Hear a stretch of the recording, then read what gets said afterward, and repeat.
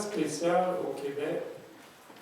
Mon arrière-grand-père, né des Plantes, demeurait à Notre-Dame-des-Bois, a commencé à lire sa Bible et a dû déménager à Sherbrooke. Vous comprenez que c'est très spécial pour la famille Plante, peut-être pas nécessairement pour vous.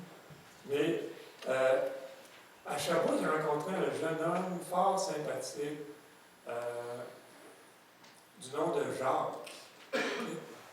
Monsieur Alexandre, qui est avec nous ce matin, alors qu'il était tout jeune, a conduit mon arrière-grand-père au Seigneur à la fois. Et ce que mon père se rappelle, parce qu'il est mort lorsque mon père était adolescent, je me rappelle de mon grand-père qui était assis sur le bord de la cheminée en train de lire sa Bible et qui pleurait. Il dit, j'ai jamais su pourquoi. Mon père ne connaissait pas le Seigneur à ce moment-là, mais après qu'il a rencontré M. Alexandrien, il savait que M. Alexandrien était pasteur à Sherbrooke dans ces années. Savez-vous pourquoi? Et M. Alexandrien se rappelait de mon arrière-grand-père. Il dit oui, il nous en a parlé. C'est parce que mon arrière-grand-père s'est converti au Seigneur. Et lorsqu'il lisait sa Bible, il réalisait que ses enfants ne connaissaient pas le Seigneur et ne s'en allaient pas dans la présence du Seigneur. Il priait pour eux et il pleurait parce qu'il n'avait pas le courage par crainte d'être rejeté ou autre, de leur parler, mais il priait pour ses enfants. Et plusieurs années plus tard, une vingtaine d'années plus tard, mon père s'est converti. Donc son petit-fils, son frère a fait profession de foi, ses petits-enfants, dont moi, l'arrière-petits-enfants, dont moi, je me suis converti dans les mêmes années, dans les années 80. Et la semaine passée, la 5e génération, l'arrière-petit-fils de mon grand-père s'est fait baptiser ici. Mais vous, comment c'est spécial? Et on a à être reconnaissant au Seigneur pour des hommes, des pionniers comme M. Alexandrien, qui ont payé le prix pour qu'aujourd'hui encore, on ait l'Évangile ici, au Québec. C'est vraiment un privilège qu'on a ce matin de vous recevoir, M. Alexandrien.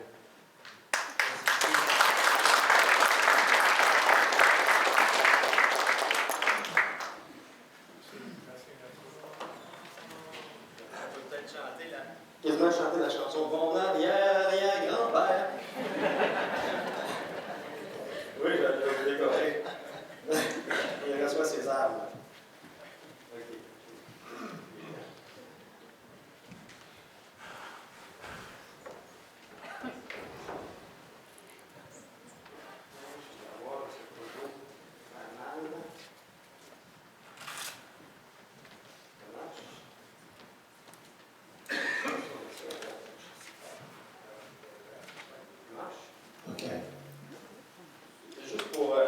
J'avais parlé un peu au début avec M. Alexandrien pour lui demander de la réponse au témoignage, mais il m'avait dit, mon frère, si je donne mon témoignage, ça va prendre toute la journée. il va apporter un message de la parole ce matin, que son cœur pour nous, mais si vous voulez avoir sa biographie, elle est en vente au Flamboyant. Vous pouvez aussi la commander. Donc, je vous laisse. Merci. Merci François.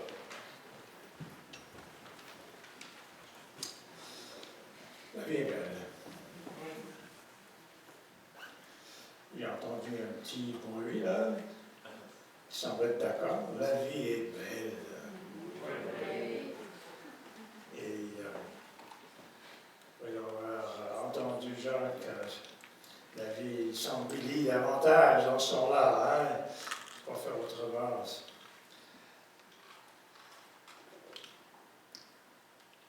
Moi, je ne voulais pas venir au Québec. J'avais d'autres plans. Le Seigneur n'a pas simplement conduit ici, il m'a pris par le cou pour m'amener ici. Et je ne voulais pas venir. J'ai toujours été un petit rebelle, un grand rebelle, dépendamment comment tu vois les choses. Mais comme je bénis Dieu aujourd'hui, le Seigneur, il n'a pas prêté attention à mes caprices. C'était vraiment des caprices au fond. C'était pas intelligent de ma part. Comment peux-tu résister le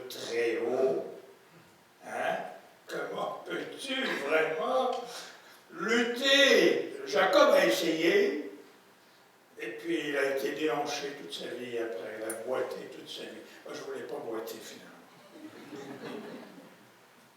Et je bénis Dieu. Je ne sais pas comment même m'exprimer. Et j'ai tellement aimé, mon épouse dernièrement m'a fait la remarque, sais-tu, il m'a dit, pour quelque raison, le sang de Jésus n'est pas dans nos cantiques, n'est plus dans nos cantiques. Puis vous avez chanté un de ces bouquins. J'aimerais avoir une copie. La personne qui est responsable, si vous pouvez me donner une copie avec les notes musicales, j'apprécierais ça énormément, énormément. J'ai quatre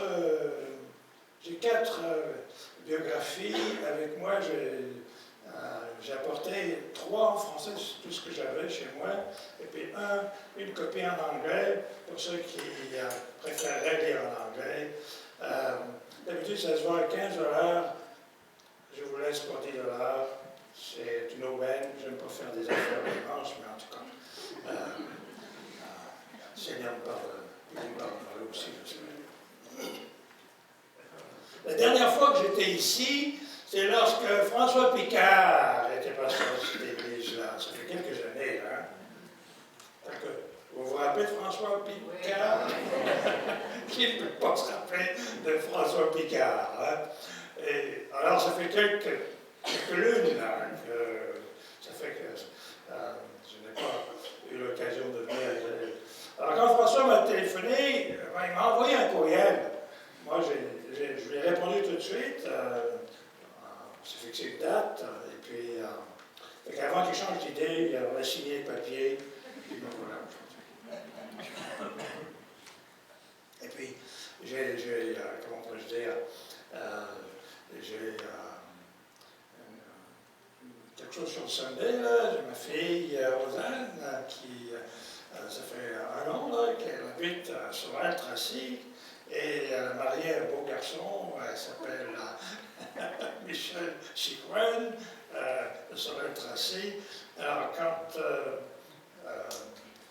on était près de venir ici, on leur a fait part, on sera ici. Alors, on aimerait qu'ils se rejoignent à nous. Ils sont arrivés, ils sont très contents. Bon, moi, j'aime pas l'appeler mon gendre. J'aime pas ce terme-là. On appelle les belles-filles quand notre fils marie sa blonde, mais quand notre fille marie un monsieur, c'est le gendre. Non, moi j'aime pas ça. Un beau-fils, c'est mon beau-fils. Mon beau-fils.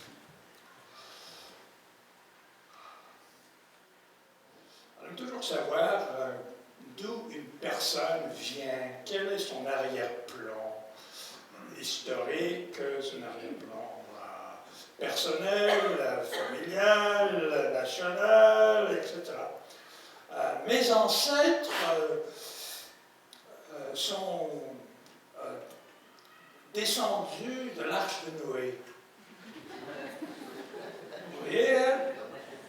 Mais je ne blague pas. Mes ancêtres ont descendu de l'arche de Noé. Et où est-ce que l'arche de Noé a atterri finalement? Quel était l'endroit? Le mont Ararat. Ah, bon. Il y a plusieurs qui connaissent leur Bible ici, c'est un bon signe, ça. Et oui, moi je suis d'origine arménienne. Et c'est l'Arménie, c'est le coin de l'Arménie, même aujourd'hui. Malheureusement, l'Arménie a été conquise par les Ottomans, les Turcs. Et mes grands-parents ont perdu leur vie. Ils ont subi le génocide qui a été célébré le 99e anniversaire de ce génocide a été célébré le 24 avril. L'année prochaine, ce sera le centenaire. Et jusqu'à présent, les Turcs ne sont jamais repentis de ça, ne sont jamais admis qu'ils avaient commis un crime semblable. peu près 1,5 million de personnes sont mortes, des hommes, des femmes, des enfants, etc. Et mon père a subi ce massacre, il a vu sa grand-mère mourir, tout cela. C'est un miracle qu'il a été épargné, il était 3 années esclave parmi les Kurdes. Il s'est évadé finalement, et puis il est allé en Syrie, ensuite au Liban, et puis c'était le protectorat français dans ce temps-là. Et il a été accueilli dans un orphelinat qui était géré par les Américains, et puis c'est là où il a entendu l'Évangile. Le Seigneur l'a converti, rencontré son épouse, qui était ma maman finalement. Et après la Première Guerre mondiale, ils sont allés en France. Et moi, je suis né à Lyon. Je suis un Lyonnais. Et par mon accent, vous voyez que je ne suis pas un Québécois. Mais pourtant, ça fait 50 ans qu'on habite au Québec. C'est pas hier, 50 ans, c'est un peu avant-hier. J'ai essayé d'avoir l'accent québécois, mais il n'arrive pas. Pardonnez, j'espère. Hein? Que voulez-vous? C'est comme ça. Que voulez-vous? En tout cas, j'avais 10 ans quand la guerre, la Deuxième Guerre mondiale a éclaté. Je me souviens comme aujourd'hui, quand ça a été fait, cette affaire-là. Et je me souviens comme aujourd'hui, quand les troupes d'Hitler, Adolf Hitler, le dictateur de l'Allemagne, a envahi la France, et les troupes sont arrivées même à Lyon, je me souviendrai toujours, et 4 ans d'occupation de la part des nazis. Je dis les nazis et non pas les Allemands, parce que le peuple allemand a été embobiné dans une sauvagerie inhumaine. Puis on sait un peu l'histoire, l'Holocauste, 5-6 millions de Juifs, cruellement tués, et puis d'autres aussi. J'avais la stature que j'avais ici, là j'ai 14 ans, et on me disait, fais attention dans les rues parce qu'il y avait des rafles, et puis dans cette rafle-là, tu allais en Allemagne, travailler dans les usines, etc. Et tout de suite après la Deuxième Guerre mondiale, j'avais un rêve, aller aux États-Unis.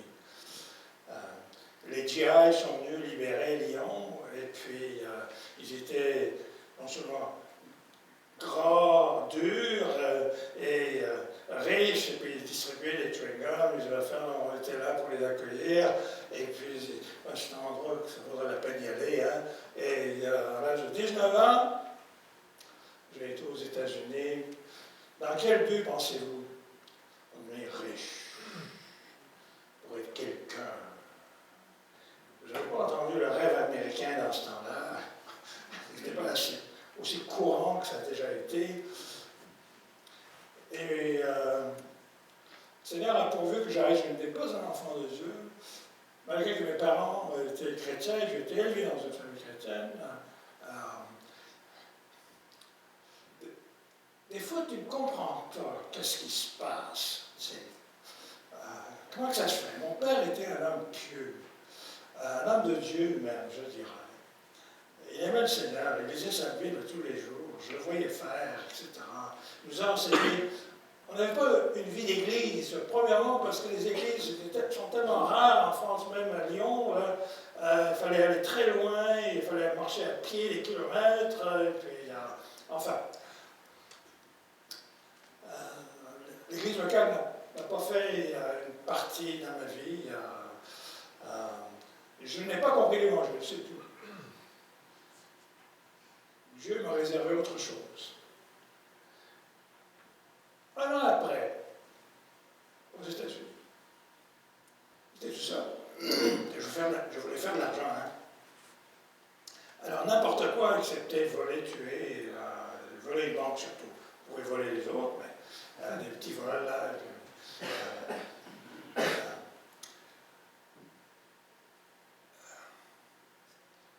c'était à peu près 1 an plus tard, mon arrivée aux États-Unis. J'avais une boutique de nettoyage de vêtements et de tailleur, un petit peu. J'ai fait un peu n'importe quoi pour que je fasse de l'argent, c'était ce qui comptait. Et un dimanche matin, je me lève, le temps était maussade, j'étais mélancolique, on dirait que je perdais le goût de vivre, je me posais la question pourquoi j'étais aux États-Unis, l'argent, je ne le ramassais pas dans la rue, hein, comme on a l'impression. Hein, et à 1h de l'après-midi, il y a un programme à la radio. La radio, c'était mon ami. Ça jouait tout le temps, cette affaire-là. Jamais j'écoutais, c'est juste pour avoir du bruit, pour enlever la solitude. Et à 1h de l'après-midi, un programme protestant.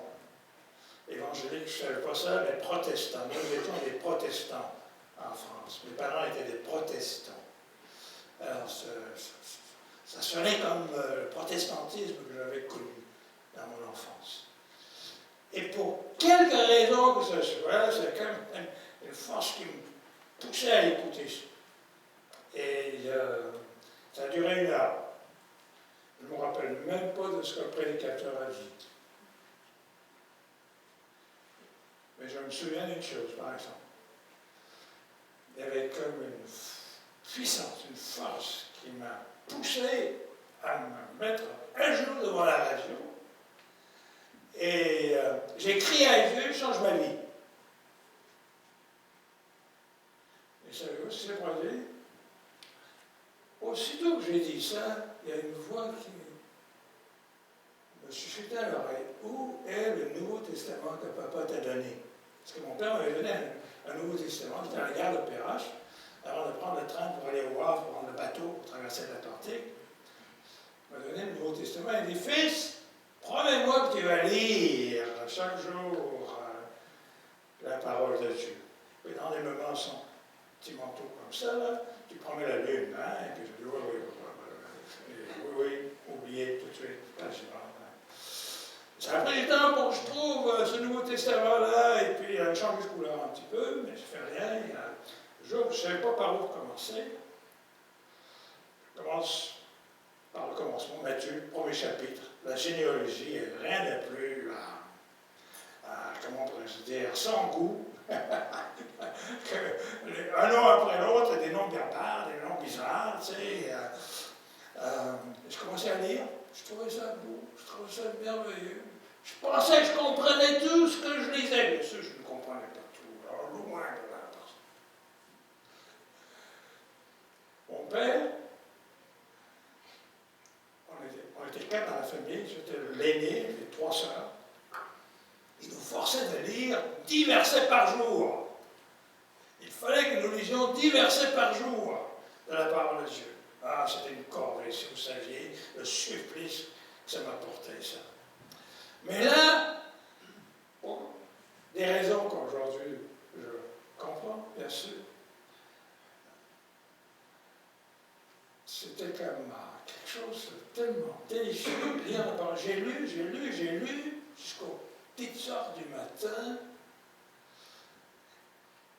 Ce qui était drôle, c'est qu'il me semblait que je comprenais ce que je lisais. Et le Seigneur a utilisé ce moment-là pour que chaque dimanche suivant, j'écoutais ce programme-là.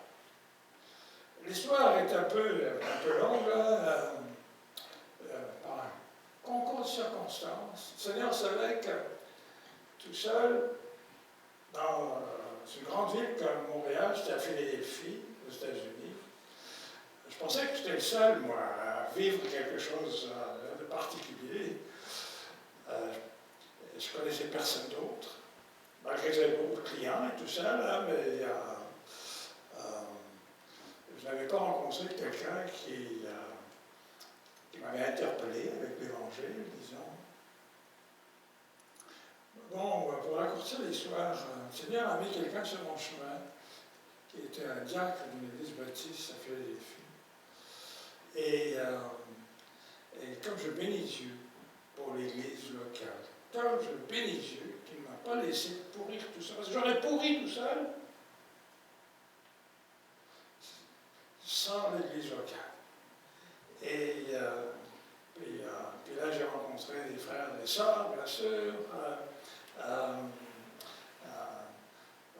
Mon père spirituel, dans un certain sens, il avait pris des cours de la Bible, il voyait qu'il y avait une flamme dans moi. Il m'a dit, c'est bien que tu prennes des cours de la Bible le soir, il y a des cours qui se donnent, tu aimerais ça. Et puis en effet, je me suis inscrit, j'ai compris. Puis, un an après que le Seigneur m'a sauvé, vraiment, j'ai rencontré un Français qui allait dans une petite église baptiste, m'a invité chez lui. Il y avait une conférence missionnaire là. Moi, j'étais là par politesse, parce qu'il m'avait invité chez lui. J'étais à une conférence missionnaire, je n'avais jamais été à une conférence missionnaire. Il y avait un monsieur qui a prêché. Ça ne m'a rien dit, moi. Mais c'était le dernier soir de la semaine, c'était toute une semaine missionnaire. Ça se faisait aux États-Unis. Malheureusement, même aux États-Unis, ça ne se fait plus, comme ça. Bon, moi j'étais là. Vers la fin, il donne une invitation pour ceux qui aimeraient servir le Seigneur comme missionnaire. Bon, moi j'étais là, c'était pas pour moi ça. Moi j'étais aux États-Unis dans le but de faire de l'argent. Et maintenant, le Seigneur m'avait sauvé. C'était un bon vendeur, menteur en même temps, tu sais. C'est le genre de jargon que nous avons. Je voulais plus mentir dans mes affaires, je voulais plus voler dans mes affaires, je voulais être un bon chrétien, homme d'affaires. Puis on en a besoin de cela aussi. Mais c'est parce que le Seigneur voulait de moi. J'étais là, et l'invitation, là, pour ceux qui désirent, quelques-uns sont levés, etc. Puis à un moment donné, là, c'est comme une voix qui me disait, c'est pas comme, il y a une voix comme qui me disait, personne n'a entendu, mais à l'intérieur de moi, il y avait cette voix qui disait, Jacques, lève-toi! Oh, j'ai eu la frousse. Lève-toi! Non, je ne voulais pas me lever. C'était pas pour moi ça, etc. Jacques, lève-toi! Moi, je pensais que le Seigneur me voulait retourner en France, prêcher l'Évangile. Et vous savez-vous, c'était plus fort que moi, il fallait que je me lève.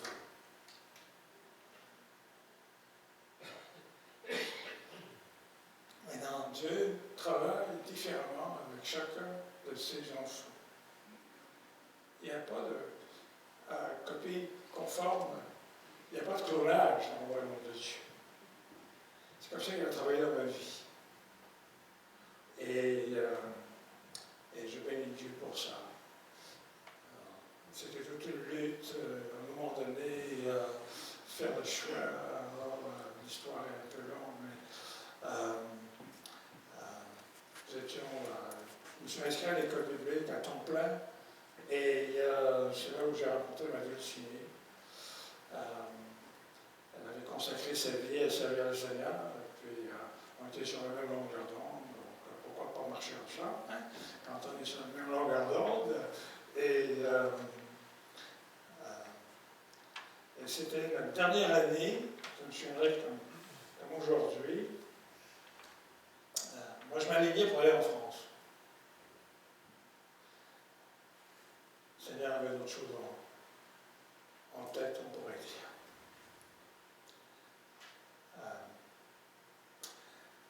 C'était notre dernier semestre, premier cours, et puis c'était le cours dans l'Apocalypse.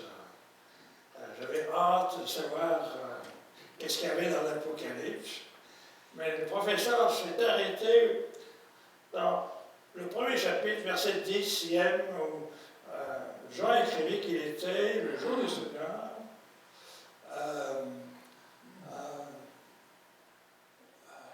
Dieu lui a parlé quoi? Le jour du Seigneur. Et le professeur a commencé à nous prêcher combien le jour du Seigneur, on a besoin d'être avec les enfants de Dieu. Et moi, je trouvais ça vraiment inusité. C'était pas la peine de mentionner ça. On allait passer notre vie dans l'Église, et puis à l'œuvre de Dieu, etc. Il n'y a pas besoin qu'il nous souligne ça. Mais le Seigneur savait. Parce qu'il avait vraiment à cœur de communiquer ce message. Combien il est important pour un enfant de Dieu d'être avec le peuple de Dieu le jour du Seigneur. Il nous a raconté l'histoire qu'il a vécue lui et sa femme. Il était en vacances dans la Nouvelle-Angleterre, dans l'État de Maine, je pense. Et puis, ils se sont dit, on va aller au nord, traverser la frontière, et aller voir, prendre quelques jours au Québec. Ils arrivèrent, c'était le jour du Seigneur. Alors, comme d'habitude, ils ont cherché un endroit pour servir le Seigneur, pour adorer le Seigneur ces jours-là. Et ils conduisirent, et puis je ne sais pas exactement où est-ce qu'ils sont allés, mais ils n'ont rien trouvé. Il y avait ces beaux clochers, là, ces belles affaires, c'est l'église catholique, mais il n'y avait pas une église évangélique, une église qui prêchait l'évangile. Et il nous a dit, je me rappelle toujours, il était devant son podium, comme ça, un grand monsieur, sur son point des pieds, il a dit, c'est comme s'il regardait, scrutait l'horizon, là, puis il a dit, c'était une des pires expériences de sa vie. Et pendant qu'il parlait, la même voix a dit, Jean, c'est là où je te veux. On aurait dit que c'était la fin du monde pour moi. La fin du monde pour moi. Je ne voulais pas. C'était la dernière chose que je voulais entendre.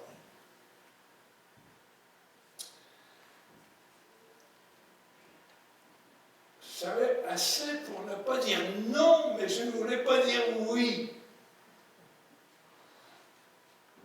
Après la classe, je rencontre le recteur, je lui dis, chérie, on dirait que le Seigneur veut qu'on aille au Québec.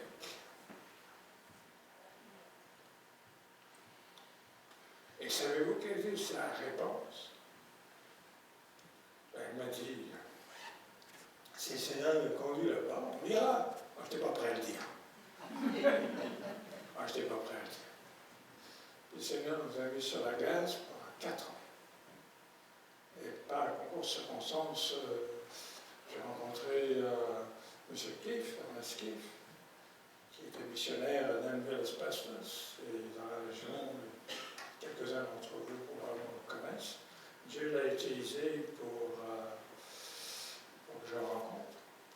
Et suite à ça, nous sommes arrivés première fois en 1960, et puis avec ma famille en 1963. Alors, ça fait plus de 50 ans qu'on est dans cette belle province, et je bénis le Seigneur pour ça. Souvent, je le dis à plusieurs, je me dis à moi-même, si le Seigneur m'avait écouté, quel gâchis j'aurais fait. Quel gâchis j'aurais fait. J'aurais été triché de tellement de bonnes choses. Et je le dis partout où le Seigneur conduit. Donc, si vous voulez un peu plus de détails, j'en ai 3 en français. Je suis aujourd'hui un mauvais vendeur, alors ça fait puis une copie en anglais. Mais ce matin, c'est combien de temps? Oui, François. C'est combien de temps, François?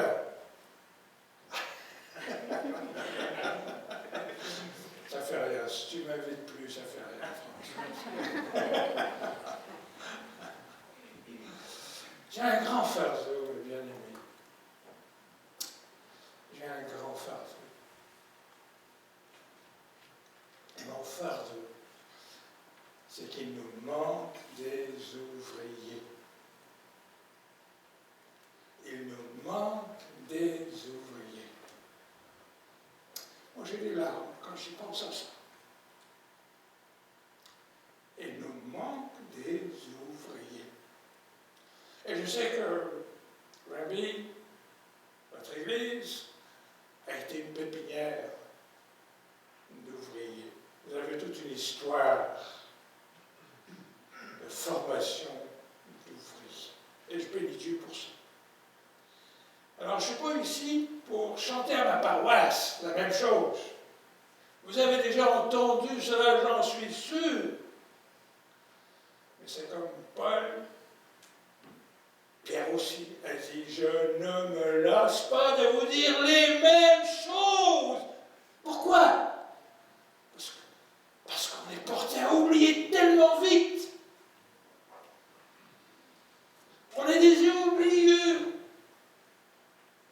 Et on perd de vue l'essentiel de ce que l'Église de Jésus a besoin d'être.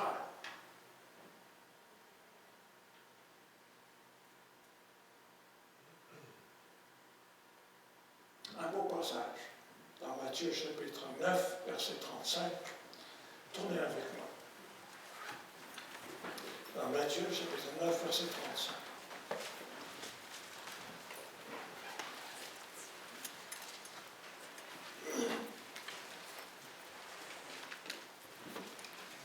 Jésus parcourait toutes les villes et les villages, enseignant dans les synagogues, prêchant la bonne nouvelle du royaume et guérissant toute maladie et toute infirmité.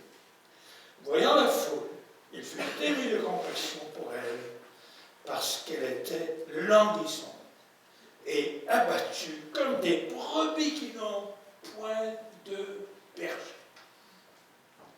C'est notre situation. C'est la situation du Québec aujourd'hui.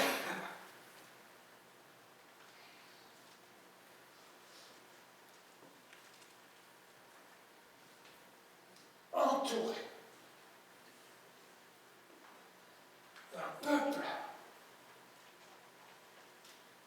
comme des brebis, sans berger, comme des brebis qui sont conduits par des mercenaires. Nos grands prêtres aujourd'hui sont nos étoiles du style Hollywood.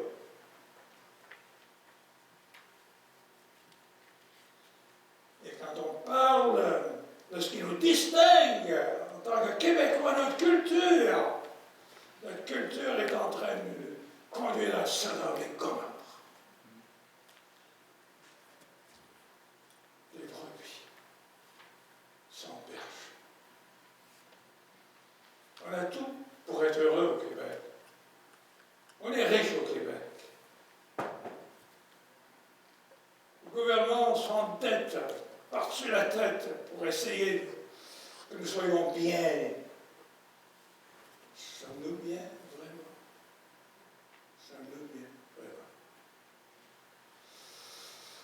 Loin de là, malheureusement. Tout autour de nous, des personnes languissantes, sans espoir, abattues, sentent seules. On n'a plus une vie de famille, on dirait, au Québec. On ne veut plus se marier au Québec. On ne veut plus avoir d'enfants au Québec. On va mourir au Québec.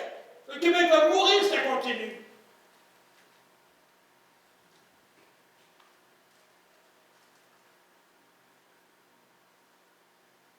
Des brebis. Sans berger. Alors que faut-il faire? Quelle est la solution? Comment répondre à cela?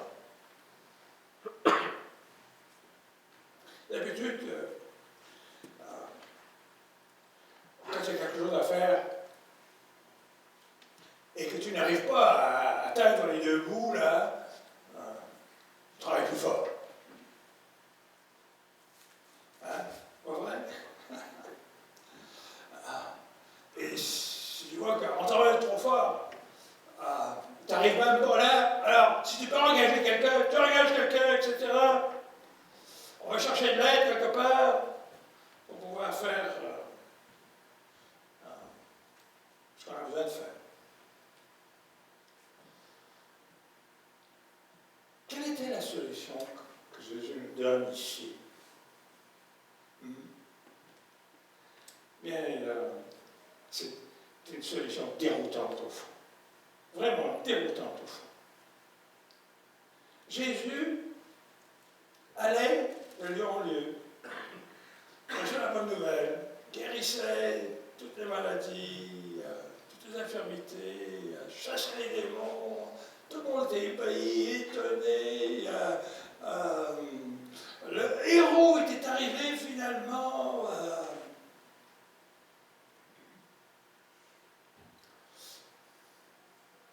Il y avait 12 disciples avec lui. Ils étaient 13. Dans l'Éditeur,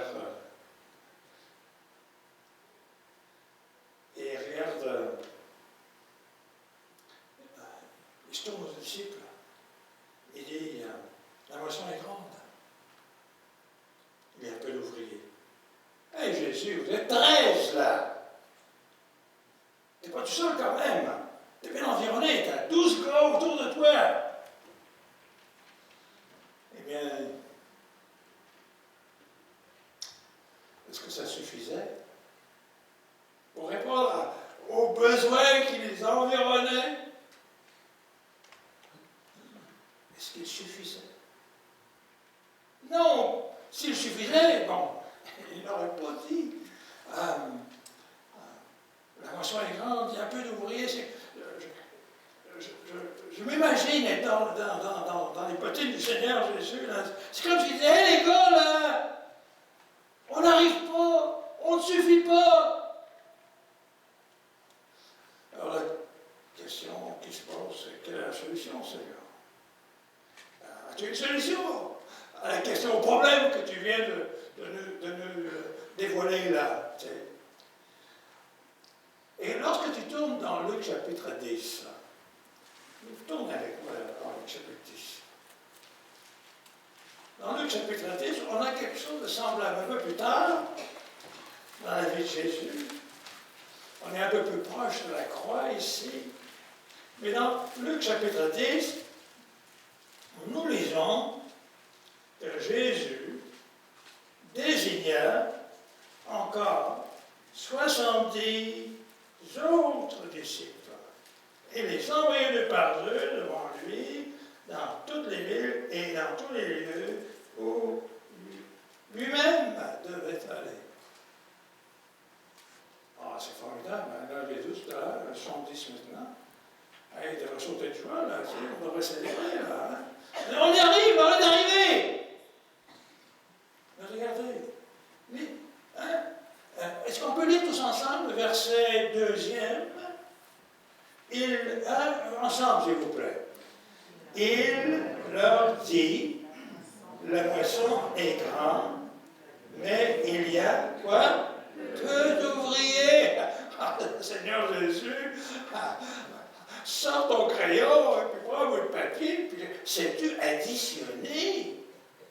Non seulement 70, t'en avais 12 tout à l'heure, hein? Ça fait 82. On l'a mis avec une équipe semblable, qu'est-ce qu'on ne peut pas faire? Tu devras en avoir assez. Non, il n'y en a pas assez. Non, il n'y en a pas assez, mes amis. Il n'y en a pas assez. Nous n'aurons jamais suffisamment d'ouvriers. On ne pourra jamais se péter les bretelles et dire là on est arrivé, là on commence à l'avoir. Peut-être on devrait arrêter de penser à d'autres ouvriers. Non. Et c'est la même réponse que dans Matthieu chapitre dans Matthieu chapitre 9, verset 38, quelle était la solution du Seigneur Jésus? Est-ce qu'on peut lire ensemble? Hein? Tournez avec moi encore une fois dans Matthieu 9, verset 38. Quelle était la solution du Seigneur Jésus? Est-ce qu'on peut lire ensemble? Hein?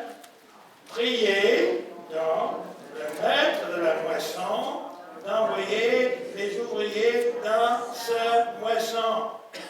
Il n'a pas dit priez que la moisson arrive. C'est bizarre ça. C'est bizarre ça. On a l'impression que la moisson n'est pas mûre encore. On a l'impression que parce qu'il n'y a pas beaucoup de personnes qui se tournent vers Jésus, ce n'est pas le temps de moissonner. Il n'y a pas de moisson, il faudra attendre un peu plus longtemps, etc. Jésus ne nous demande pas de prier, que la moisson arrive. Même dans Jean chapitre 4, il a dit la moisson est déjà mûre. Elle a même blanchi, ça veut dire que ça va tomber à terre tout à l'heure. Ce sera même trop tard, vous savez tout à l'heure. Et dans Luc chapitre 10, avec un autre 70 qui s'ajoute, au verset 2, on va lire le verset 2e encore une fois, ok? Il dit, la moisson est grande. Moi, je suis sourd, moi je n'entends pas là. Okay? On va lire ensemble? Okay. La moisson est grande, mais il y a peu d'ouvriers. Priez donc le maître de la moisson d'envoyer les ouvriers dans sa moisson. Encore, il ne dit pas prier pour la moisson.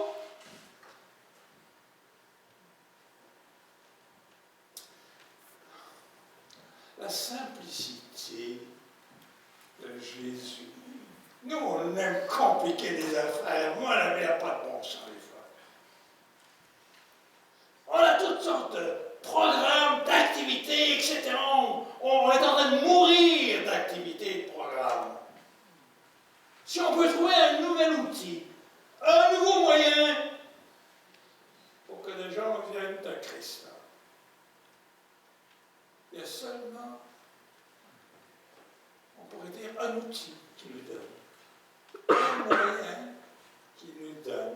Et c'est à l'impératif à part ça. Priez. Ça te fait plaisir de prier. Non, c'est pas ça. Priez, c'est un ordre. Priez. Priez. Priez. Priez, de mettre la moisson, d'envoyer les ouvriers dans sa moisson. Ce qui est fascinant dans ce texte, c'est que il y a une seule version qui fait justice à ce verset-là. C'est la version d'Arby. Parce que le mot prier, dans le grec, c'est pas une prière. C'est pas faire une prière. Mais le mot, c'est supplier. Une marge entre prier et supplier. Moi, j'ai l'impression que tout à l'heure, notre sœur qui était devant nous, là, elle n'a pas simplement prié. Elle a dû supplier son Dieu. Elle a dû implorer son Dieu. Quand tu es mal pris, là, c'est à ce moment-là qu'on sait vraiment bien prier, c'est pas vrai? C'est quand on est mal pris, hein? Quand on a le dos au mur, et on ne sait pas où aller, on ne sait pas quoi faire, là. Toi semble tomber sur la tête. Ah là, ça prie, mon ami, que ça prie, là. Hein? C'est un peu comme ça, ce que le Seigneur Jésus nous dit. Les supplier, implorer. Et c'est à l'impératif d'un art, bien-aimé. C'est un art. Moi, je trouve ça vraiment dommage, c'était mal traduit, ce mot-là. Il y a un autre mot qui est mal traduit encore dans ce passage. Moi, je suis persuadé que le diable ne veut pas qu'on prie cette prière.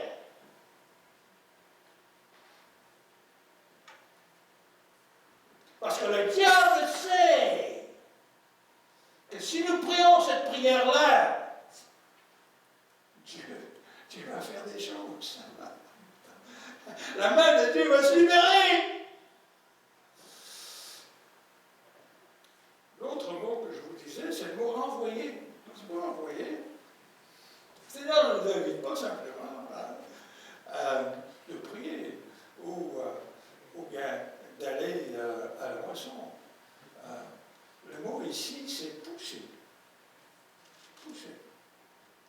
Alors, supplier le maître de la moisson de pousser les moissonneurs de sortir de leur rang, de leur gourde, de leur milieu, de leur zone de confort.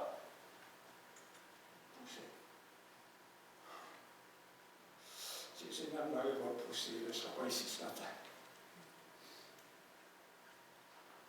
Je ne serais pas ici ce matin. Je ne serais pas venu au Québec. Il m'a poussé. Il m'a poussé, bien-aimé. Et comme je suis un homme heureux de pouvoir vous dire, si je suis ici, c'est parce que le maître de moisson m'a poussé. Et quand j'entends vraiment des hommes de Dieu, des vrais là, qui ont fait des marques dans leur ministère, tu vois, c'est pas par accident qu'ils sont là. Non, non. Il y a une force qui les a poussés.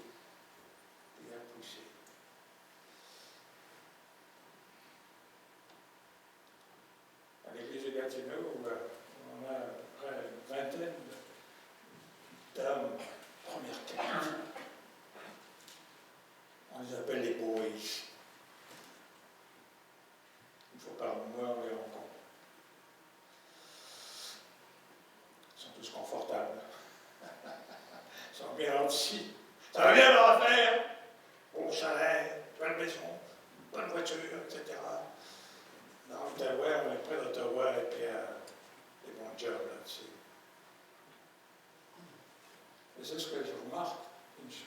À moins que le maître de la moisson pousse ces gars-là, ils vont rester dans leur confort. Ils vont rester là où ils sont. C'est pour ça que nous avons besoin de prier et supplier le maître de la moisson de pousser les ouvriers. Satan ne veut pas que nous prions de cette façon. Il ne veut pas. Même dans mon église, j'ai honte de le dire. Je n'ai jamais entendu du haut de la chair cette prière prononcée. Dans nos réunions de prière, quand est-ce que vous avez entendu vraiment un plaidoyer devant votre Dieu, maître de la moisson? Pousse les personnes, pousse les moissonneurs à sortir à la moisson. Moi, je me rappellerai toujours, je parlais avec un de nos pasteurs, il y a quelques années de cela. Une grande église, il y avait 300 personnes. Il faisait un journal.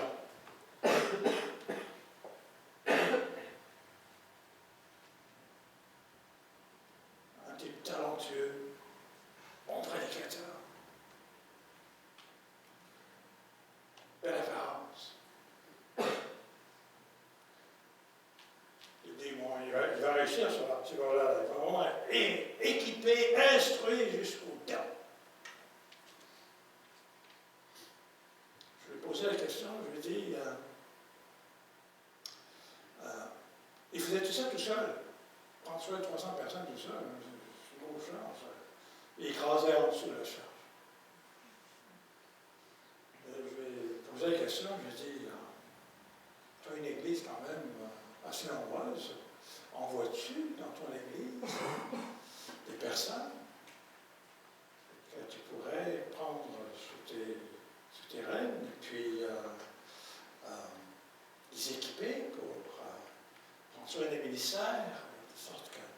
seul. Et je me suis là toujours comme j'en suis. Planté comme un piquet devant moi, là, comme ça. On dit non, j'en veux pas. Oh, les amis. Ça a pris tous les chevaux du roi pour me retenir. J'avais envie de le secouer. Là. C'est un mensonge. C'est un mensonge. C'est un mensonge. Sais-tu pourquoi tu ne verras pas les personnes? Parce qu'ils sont là dans l'Assemblée. Ils sont là dans l'Assemblée. Mais tu ne les verras pas jusqu'au jour où tu prendras au sérieux la prière du Seigneur. Ce qui est étonnant dans sa prière, c'est que c'est la seule prière que le Seigneur Jésus a laissée. Le Notre Père, ce n'est pas une prière à réciter tous les jours. C'est un modèle de prière. Tandis que celui-là, cette prière-là, c'est un ordre que le Seigneur me donne.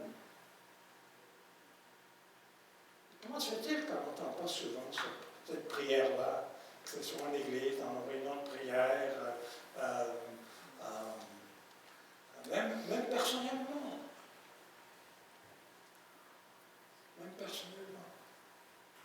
Le diable ne veut pas que nous prions de cette façon-là, bien aimé.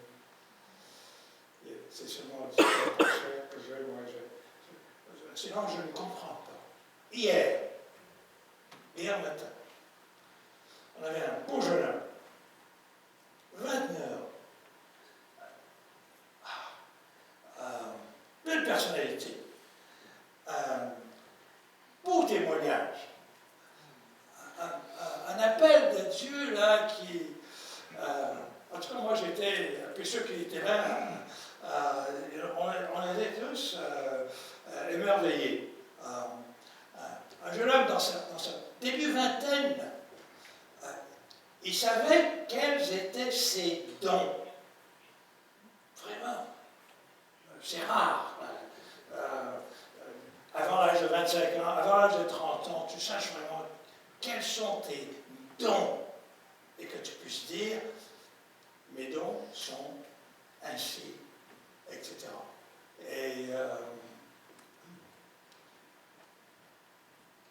Et lorsqu'on a examiné, c'était un conseil d'examen pour ce jeune homme-là, de 29 ans, il est pasteur maintenant 2 ans dans l'église où il est. Et dans tout son, comment on va dire, dans tout son dévoilement, dans toutes ses explications, dans tous ses propos, ses témoignages, etc., il n'a jamais parlé de former des ouvriers. Jamais. Ça ne faisait pas partie de son horizon. Ça ne faisait pas partie de sa mission, sa vision, etc. Moi, j'étais avec tous les alliés, je pourrais dire. Et quand les questions sont arrivées, je ne pouvais pas faire autrement que de lui poser la question. Et je voulais que les autres pasteurs qui étaient là autour entendent aussi la même question parce que nous ne suffisons pas, nous n'avons pas assez d'ouvriers. Savez-vous qu'il y a à peu près 10 églises dans notre famille d'églises sans pasteur.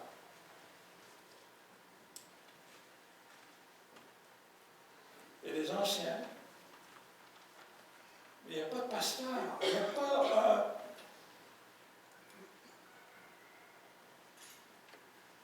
un ouvrier qui sait prêcher, qui sait prendre soin, vraiment, qui donne le ton à son église.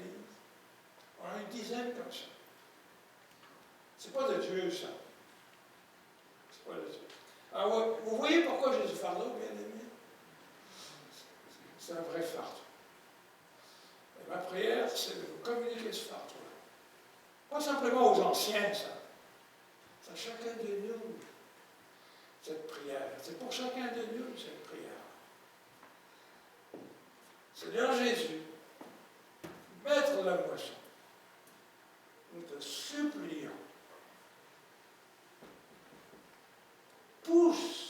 moissonneur. Allez à la moisson, parce que la moisson est prête. C'est ce que Jésus me dit. C'est pas par mes feelings, ça. Parce que Jésus me dit. Je crois en Jésus. Je crois qu'il y a une force et une puissance dans cette prière-là. Moi, je prie à chaque jour, au moins une fois, sinon plus que ça. Et ceux qui me connaissent le savent aussi. Parce que je reviens toujours à ces propos-là. Je vois le besoin. On ne suffit pas. Votre Église, vous avez toute une tradition, vous avez toute une histoire pour laquelle je bénis Dieu. Il y a un grand danger de se penser arriver. C'est un des pires dangers, ça peut être. Que le Seigneur nous épargne de ce danger-là. Tant que cette prière brûlera dans votre cœur, vous ne pourrez jamais dire on est arrivé. Au contraire, parce que le Seigneur va ouvrir des horizons, va ouvrir des horizons, va ouvrir des horizons, vous allez être étonné. Étonné. Alors moi, j'aimerais vous laisser avec cette prière-là. Et j'aimerais vous demander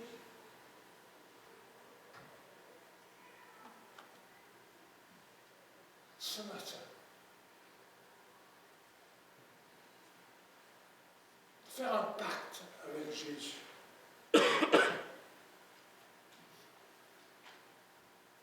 Que vous allez faire cette prière-là. C'est un ordre qu'il nous donne. Ce n'est pas un livre choix, ça. C'est un ordre bien-aimé qu'il nous donne. Et que vous allez écrire quelque part. Pour vous rappeler dans votre Bible, là, dans votre culte personnel, là, vous allez mettre parmi les requêtes que vous avez cette supplication. Que vous mettez la moisson. Pousse. Écrit pousse, écrit supplier, pousser, sont des termes non pas magiques, mais miraculeux, je dirais. Parce que mon Dieu répond à la prière. Et surtout si c'est sa prière à lui, il nous ordonne de prier à mon ami. Que Dieu vous bénisse. On va se couper, là. On va se couper. Et moi, j'aimerais que vous demandiez de faire un pacte entre toi et ton Dieu. Que cette prière ne s'éloignera pas de toi. Cette prière vous demande de supplier à ce qu'il pousse les moissonneurs dans sa moisson. Seigneur Jésus, Seigneur Jésus, toi le maître de la moisson, toi le chef moissonneur, merci de nous avoir donné la clé de la moisson. Et je te demande que l'Église de Flandre puisse se lever et vraiment utiliser cette clé dans ta présence, par ces supplications, de te voir pousser